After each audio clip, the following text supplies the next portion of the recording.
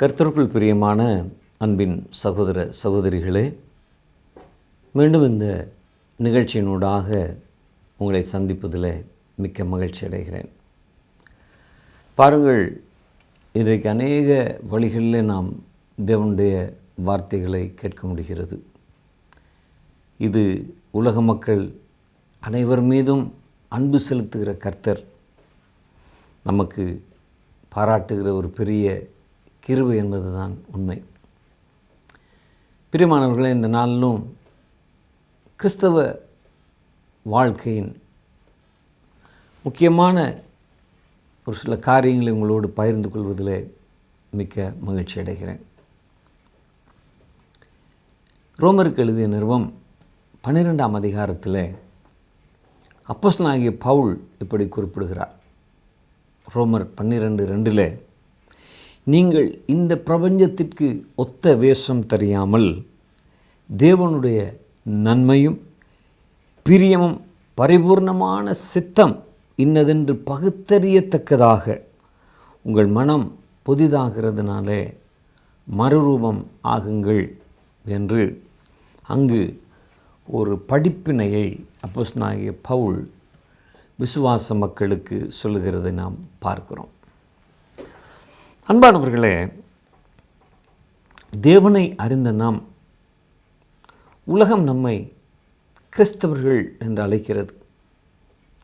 ஆனால் இங்கே சொல்லப்படுகின்ற ஒரு படிப்பினை என்னவென்றால், நீங்களும் நானும் இந்த உலகத்திற்கு ஒத்த வேஷம் தரிக்கக்கூடாது.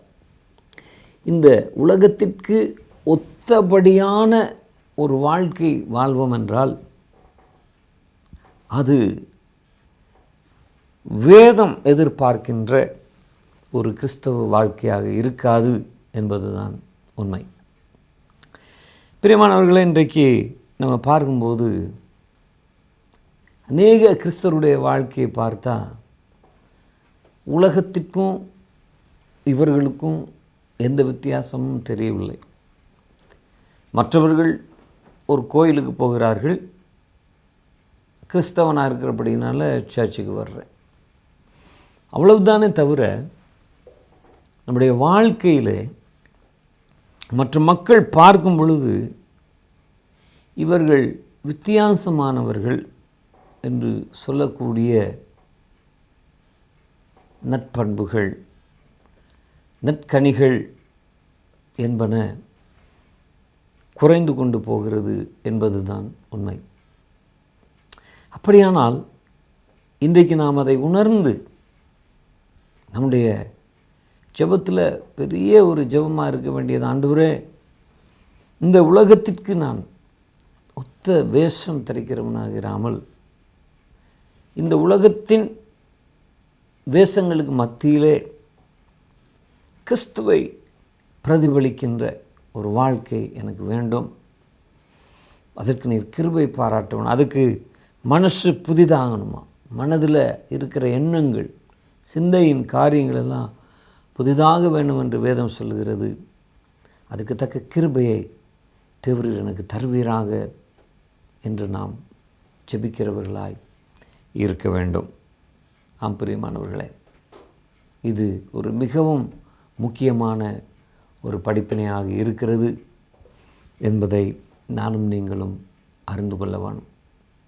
இன்றைக்கு தேவனை அறியாத ஜனங்கள் குடிக்கிறார்கள், வெறிக்கிறார்கள், தூஷணம் பேசுகிறார்கள், அடிக்கிறார்கள், பொய் சொல்கிறார்கள், சமாதானமின்றி வாழ்கிறார்கள், சபிக்கிறார்கள், இப்படி பல பாவ வாழ்க்கை வாழ்கிறார்கள். ஆனால் வேதத்தில் நமக்கு சொல்லப்படுகிற ஆலோசனை என்னவென்றால், நீங்கள் அப்படி இராமல் நீங்கள் அன்புக்கூறுகளாக இருந்து சகோதர சிநேகத்திலே ஒருவரை ஒருவர் நேசிப்பதிலே நீங்கள் முந்திக்கொள்ளுவர்களாக இருங்கள். பரிசுத்தவான்களுடைய குறைவிலே அவர்களுக்கு நீங்கள் உதவி செய்யுங்கள். அந்நியரை உபசரியுங்கள். துன்பப்படுத்தவர்களை ஆசீர்வதியுங்கள்.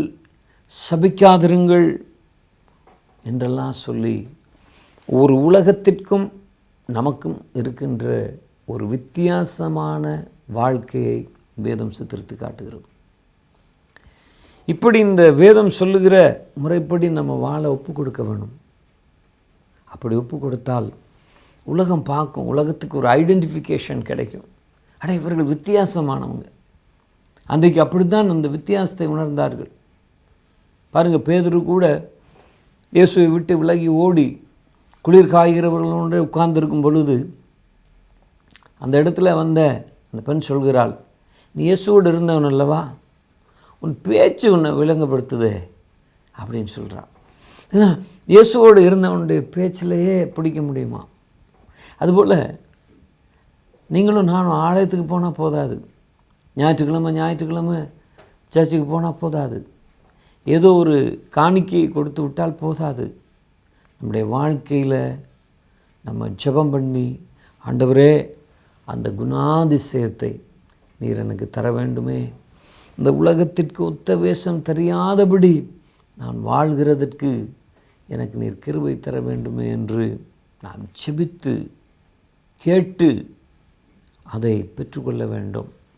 எங்களுடைய அனுதின வாழ்க்கையில் நீங்கள் அதை ப்ராக்டிஸ் பண்ணணும். அது இல்லாமல் எந்த வித்தியாசமும் தெரியல, அப்படிப்பட்ட ஒரு வாழ்க்கை அது பிரயோஜனமற்ற ஒரு வாழ்க்கையாக அமையும். இதை குறித்து யாக்கோபு சொல்லும் பொழுது பாருங்கள், ஒரு அருமையான கருத்து சொல்கிறாரு. நம்மில் வாசமாக இருக்கிற ஆவியானவர் நம்மிடத்தில் வைராக்கிய வாஞ்சையாய் இருக்கிறார் என்று வேத வாக்கியம் வீணாய் சொல்கிறது என்று நினைக்கிறீர்களோ? எவ்வளவு ஒரு ஆழமான கருத்துமிக்க ஒரு வார்த்தை. இயேசு சொன்னார், நான் போவேனே ஆகில் நான் பரிசுத்த ஆவியானவரை உங்களுக்கு அனுப்புவேன். அவர் உங்களை சகல சத்தியத்திலும் வழிநடத்துவார். இங்கே யாக்கோபு அதை சொல்லும் பொழுது, அப்படி தேவனால் அனுப்பப்பட்ட அந்த பரிசுத்த ஆவியானவர் நமக்குள்ளே வாசம் செய்கிறார். அவர் ஒரு வைராக்கிய வாஞ்சையுடையவராக இருக்கிறார் என்று வேதம் சொல்லுகிறது. அது வீணாவா சொல்லுது அப்படி என்று கேட்கிறார். காரணம், பரிசுத்த ஆவியானவர் எனக்குள்ளே இருக்கும் பொழுது ஒரு வைராக்கியமான ஒரு வாழ்க்கை. என்ன வைராக்கியம்? நான் பரிசுத்தமாக வாழணும். என்ன வைராக்கியம்? நான் கிறிஸ்துவுக்கு பிரியமாய் வாழ வேண்டும். நான் உலகத்தில் ஒரு வித்தியாசமானவனாக, உலகத்திற்கு ஒத்த வேஷம் தெரியாதவனாக, என் சொல், என் செயல், என் நடத்தை என்பவற்றினாலே நான் கிறிஸ்துவை பிரதிபலிக்க வேண்டும் என்கின்ற ஒரு வைராக்கியம் இந்த பரிசுத்த ஆவியானவருக்கு இருக்கிறது. அன்றைக்கு தேவ ஆவியானவரை பெற்றுக்கொள்ளும் முன்பதாக சீசர்கள் பலவீனர்களாக இருந்தார்கள். ஆனால் இன்றைக்கு இயேசு சொன்னபடி அவர்கள் காத்திருந்து பரிசுத்த ஆவியினால் நிரப்பப்பட்டார்களோ, அவங்களுக்குள்ள ஒரு வைராக்கியம் வந்தது, அவர்களுக்குள்ள ஒரு தைரியம் வந்தது. பயந்து கொண்டிருந்தவர்கள் எழும்பி பயமின்றி பிரசங்கம் பண்ணார்கள். நீங்கள் வேதத்தை வாசித்து பாருங்கள். நீங்கள் கொலை செய்த அந்த இயேசுவை பிதாவாகிய தேவன் மரித்தோரிலிருந்து எழுப்பினார் என்பதற்கு நாங்கள் சாட்சிகள் என்று சொல்லி தைரியமாக எழும்பி நிற்கிறாங்க. இந்த தைரியம் எப்படி வந்தது? பேதுருவுடைய முடிவை நீங்கள் பார்க்கும் பொழுது சரித்திரம் சொல்லுகிறது, அவரை சிலுவையில் அறைந்தாங்களாம். அவர் தன்னை தலைகளாய் அறையும்படி சொன்னார். இந்த வைராக்கியம் எப்படி வந்தது? இந்த துன்பத்தை சகிக்கக்கூடிய பலன் எப்படி வந்தது? பவுல் சொல்லும் பொழுது கூட, துன்பமோ வேதனையோ நாசமோசமோ பசியோ பட்டினியோ ஒன்றுமே இந்த தேவ அன்பை விட்டு என்னை பிரிக்காது என்று சொல்லக்கூடிய இந்த வைராக்கியம் எப்படி வந்தது என்று சொன்னால், அந்த ஆவியின் நிறைவு. அதனால் தான் அப்போஸ்தலர்களை பார்க்கும் பொழுது அவர்கள் ஒருபோதும் உலகத்தோடு ஒத்த வேஷம் போடவே இல்லை. உலகத்தின் பாவங்களை அவர்கள் கண்டித்து பேசினார்கள். ஒத்த வேஷம் போட்டு பரவாயில்ல, இன்றைக்கி இருக்கிற பிரசங்கிமார் மாதிரி அது ஆண்டவர் பார்த்துக்கிடுவார், ஆண்டவர் அன்புள்ளவர் தானே, ஆண்டவர் கிருபை உள்ள தேவன் என்று சொல்லி பாவத்தை பாவம் என்று சொல்லாமல் அப்படி மழுப்பி பிரசங்கம் பண்ணலை. நான் இப்படி உண்மையாய் பிரசங்கம் பண்ணினால் ஜனங்கள் சேர்வார்களோ, என்னோடு நிறைய கூட்டம் எனக்கு பின்னால் வருமா என்று இன்று இருக்கின்ற ஒரு சிலரை போல அவர்கள் தன் பக்கம் ஆட்களை சேர்க்கிறதற்கு அவர்கள் முயற்சிக்கவில்லை. மாறாக சத்தியம் இதுதான், இதிலே பரிசுத்தம் இருக்கிறது என்று சொல்லி தெய்வ வார்த்தையாக சொன்னார்கள். ஆகவே எனக்கு அன்பானவர்களே, இன்றைக்கு நீங்களும் நானும் யோசிக்க வேண்டிய ஒரு முக்கியமான காரியம், அதே பரிசுத்த ஆவியானவர் நமக்கு கொடுக்கப்பட்டிருக்கிறார். நமக்குள்ளும் அதே தேவ ஆவியானவர் வாசம் செய்கிறார். அப்படியானால் நான் வைராக்கியமாக வாழ்கிறேனா? நான் உண்மை உள்ளவனாக வாழ்கிறேனா? நான் உலகத்திற்கு ஒத்த வேஷம் தெரியாமல் வாழ்கிறேனா என்று இன்றைக்கு நாம் கேட்டு பார்த்து, ஆண்டவரே, நான் உலகத்துக்கு ஒத்த வேஷம் தரித்து வாழ்ந்ததுக்காக என்னை மன்னிங்க. இன்றைக்கு நான் ஒரு தீர்மானம் எடுக்கிறேன். அந்த ஆவியானவரின் நிரப்புதலோடு கூட, புது பலனோடு கூட நான் ஒரு வேறுபட்ட அல்லது மாறுபட்ட கிறிஸ்துவை பிரதிபலிக்கின்ற ஒரு நல்ல வாழ்க்கை வாழ்வேன். எனக்கு அந்த கிருபை செய்யுங்க என்று சொல்லி நம்ம ஆண்டவரை கேட்போமானால், அதுக்கு தக்கதான எல்லா கிருபைகளையும் தருகிறதற்கு அவர் உண்மை உள்ளவர். நீங்கள் அப்படி தீர்மானம் எடுத்து ஆண்டவருக்காக வாழ ஒரு வைராக்கிய தீர்மானம் நீங்கள் எடுக்கும் பொழுது, மற்ற உங்களுடைய தேவைகள் அது என்ன இருந்தாலும் கர்த்தரவைகளை ஏற்ற நேரத்தில் ஏற்ற விதமாக தர அவர் உண்மையுள்ளவர். அவர் பொய்யுரையாத தேவன், அவர் வாக்கு மாறாத தேவன். ஆகவே இந்த நாளில் அப்படி ஒரு ஒப்பு கொடுத்தலுக்கு வருவோமா? தேவைகள் நிறைய இருக்கலாம். இன்றைக்கு நிறைய செய்திகளில் கர்த்தர் உங்களை சந்திப்பார், இது சந்திப்பார், இப்படி சந்திப்பார், இதை தான் நம்ம சொல்லிகிட்ருக்குறோம். நிறைய இடங்களில் மக்களை அப்படி ஃபீல் குட்னு சொல்லுவாங்க, அப்படி சந்தோஷமாக வைக்கணுமென்று. ஆனால் சத்தியத்தில் வைக்க வேணும். அந்த சத்தியம் உங்களுக்குள்ளே வருமானால் நீங்கள் கிறிஸ்துவுக்குள்ளாக எல்லாவற்றையும் பெற்றுக்கொள்ளுவீங்க. ஆறுதல், தேறுதல், கிருபைகள், நன்மைகள், எல்லா ஆசீர்வாதத்தையும் நீங்கள் பெற்றுக்கொள்ளுவீங்க. அதுக்கு மூல காரணம் கிறிஸ்துவுக்குள்ளே வாழ்கின்ற உண்மையான வாழ்க்கை. ஆகவே அதை இந்த நாளில் நாங்கள் மேன்மைப்படுத்துவோம். ஜெபிக்க போகிறேன். ஆண்டவரே, என் வாழ்க்கையிலும் உம்மை பிரியப்படுத்தி வாழ்கிற ஒரு வாழ்க்கை வாழ உதவி செய்யும். உலகத்திற்கு ஒத்தவேசம் தெரியாத வாழ்க்கை வாழ உதவி செய்யும் என்று என்னோடு கூட இந்த நேரத்தில் ஜெபத்திலே சேர்ந்து கொள்ளுங்கள். ஜெபிப்போமா?